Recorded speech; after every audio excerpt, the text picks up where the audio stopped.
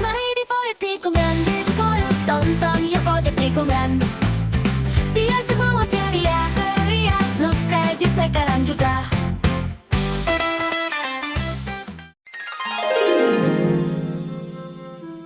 Di sebuah desa terpencil yang dikelilingi hutan lebat, hiduplah seorang pemuda bernama Arman. Sejak kecil, ia sering menjadi bahan ejekan karena tubuhnya yang kurus dan lemah. Setiap kali ada perkelahian, ia selalu kalah.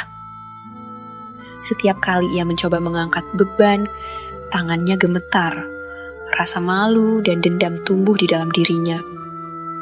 Arman bukan hanya menderita karena ejekan teman-teman sebaya, tetapi juga karena kehidupannya yang serba kekurangan. Ayahnya telah lama meninggal karena kecelakaan di hutan, meninggalkan Arman dan ibunya yang sakit-sakitan. Setiap hari, ia harus bekerja serabutan, mulai dari menggembala ternak hingga membantu panen di ladang orang lain, hanya demi mendapatkan sesuap nasi. Tak jarang, ia harus menahan lapar karena upah yang didapat sangat sedikit. Di sekolah, Arman tidak hanya dihina, tetapi juga sering menjadi sasaran pemukulan oleh anak-anak yang lebih kuat.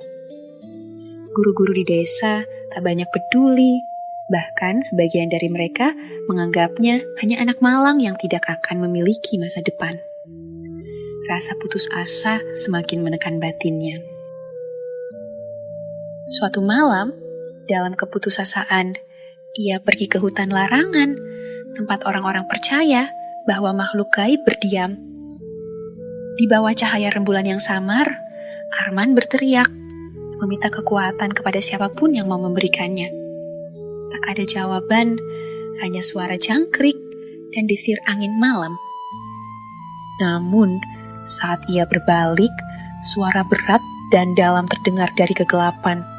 Kau ingin kekuatan? Aku bisa memberikannya, tetapi ada harga yang harus kau bayar. Arman menelan ludah. Dari balik pepohonan, sesosok bayangan tinggi muncul, matanya merah membara. Itu adalah jin bernama Birak. Tanpa ragu, Arman mengangguk. Ia rela memberikan apa saja untuk menjadi kuat. Jin itu tertawa sambil berkata, "Kekuatan akan mengalir dalam tubuhmu, tetapi jangan pernah menolak permintaanku, atau kau akan kehilangan lebih dari sekadar ototmu." Keesokan harinya, tubuh Arman mulai berubah. Otot-ototnya membesar, terutama otot adik kecilnya. Tenaganya berkali lipat lebih kuat. Ia bisa mengangkat kayu besar yang dulu mustahil baginya. Orang-orang desa terkejut, bahkan mereka yang dulu mengejeknya kini ketakutan. Namun, kekuatan itu datang dengan konsekuensi. Setiap malam, Jin Birak datang dalam mimpinya, menuntut Arman melakukan perbuatan keji. Mulai dari memukuli orang-orang tak bersalah, hingga mencelakai mereka yang melawannya. Awalnya, Arman enggan, tetapi rasa sakit luar biasa menyerang tubuhnya setiap kali ia menolak, apalagi adik kecilnya, seolah dipelintir dengan keras. Lama-kelamaan, Arman berubah. Ia bukan lagi pemuda lemah, tetapi seorang yang ditakuti. Orang-orang menyebutnya otot kuda tulang baja. Namun, semakin ia menuruti perintah jin, semakin panas darah dirinya. Bahkan, ia tak lagi mengenali dirinya sendiri. Tak hanya itu, tubuhnya mulai menunjukkan tanda-tanda perubahan aneh. Di bawah kulitnya yang berotot, muncul urat-urat berwarna hitam yang berdenyut setiap kali ia marah. Matanya terkadang berubah merah seperti birak. Bahkan, di malam-malam tertentu, ia bisa mendengar suara-suara gaib yang membisikkan perintah-perintah mengerikan.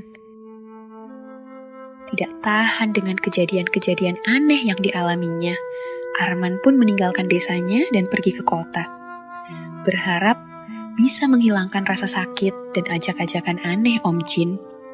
Namun, upaya itu tidak berhasil, justru sikapnya semakin liar.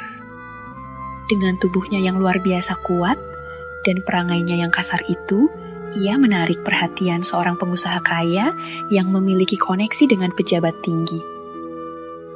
Ia ditawari pekerjaan sebagai bodyguard pribadi seorang pejabat korup bernama Tuan Suryo. Dengan gaji besar dan kehidupan yang lebih baik, Arman menerima tawaran tersebut tanpa berpikir panjang.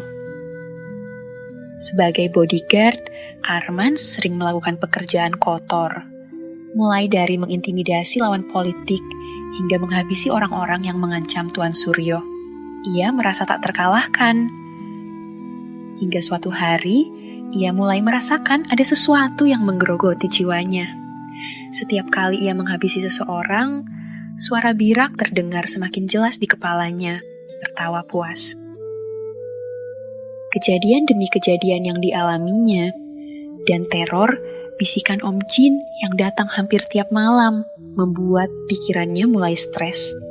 Sehingga Arman sering mendatangi tempat hiburan malam, mencari kesenangan dengan pesta bersama wanita, dan pulang dalam keadaan mabuk berat, berharap bisikan itu tidak lagi terdengar di telinganya. Namun, semakin lama, Arman mulai merasa hampa. Ia sadar bahwa ia hanya menjadi alat bagi jin dan majikannya. Mimpi buruk semakin sering menghantuinya. Ia mencoba mencari jalan keluar, tetapi Tuan Suryo tidak akan membiarkannya pergi begitu saja. Hingga suatu malam, saat sedang mengawal Tuan Suryo dalam sebuah perjalanan rahasia, mobil mereka diserang oleh sekelompok orang bersenjata. Arman bertarung mati-matian. Dengan kekuatannya yang luar biasa, ia mampu mengalahkan hampir semua penyerang. Namun, saat ia hendak melindungi Tuan Suryo dari serangan terakhir, tubuhnya tiba-tiba membeku. Jin birak muncul dalam benaknya.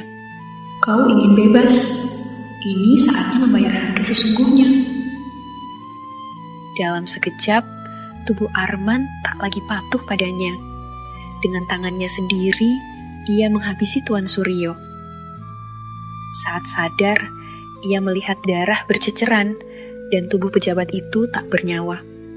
Ia berusaha lari, tapi suara birak menggema di kepalanya. "Kau milikku selamanya." Arman berusaha melawan pengaruh jin itu. Ia mulai mencari cara untuk membebaskan diri, mendatangi beberapa paranormal untuk mendapat pertolongan, namun tak ada yang berani membantunya. Sampai akhirnya, ia menemukan seorang kakek tua bernama Ki Gandas, yang diyakini memiliki ilmu tinggi. Dengan suara bergetar, Ki Gandas berkata, "Kau telah membuat perjanjian dengan jin yang sangat kuat. Satu-satunya cara untuk membebaskan diri adalah dengan mengalahkannya dalam dunia mereka." Arman pun melakukan ritual yang diajarkan Ki Gandas, memasuki dunia jin melalui mimpi. Di sana, ia bertarung dengan birak dalam sebuah pertempuran yang mengerikan. Arman yang telah memperoleh kekuatan luar biasa berusaha melawan, tetapi birak lebih kuat. Arman kehabisan tenaganya, bahkan sudah hambang kematian. Beruntung, Arman akhirnya mengingat sesuatu yang Ki Gandas katakan, bahwa kelemahan jin bukanlah kekuatan fisik, melainkan keberanian manusia untuk melepaskan dirinya dari ketakutan dan keinginan gelapnya sendiri. Dengan tekad yang kuat, Arman menolak semua keinginan jahat yang pernah ada dalam dirinya. Dalam sekejap, tubuhnya kembali seperti semula, ototnya menghilang, dan ia kembali menjadi pemuda biasa. Birak berteriak marah, tubuhnya menghilang dalam pusaran api. Saat Arman terbangun, ia berada di dalam hutan. Namun, kali ini ia merasa ringan, bebas dari pengaruh jahat itu. Desa kembali damai, tetapi legenda tentang pemuda yang menantang jin tetap hidup. Dan di malam-malam tertentu, beberapa orang masih mengaku mendengar suara tawa yang menyeramkan dari dalam hutan.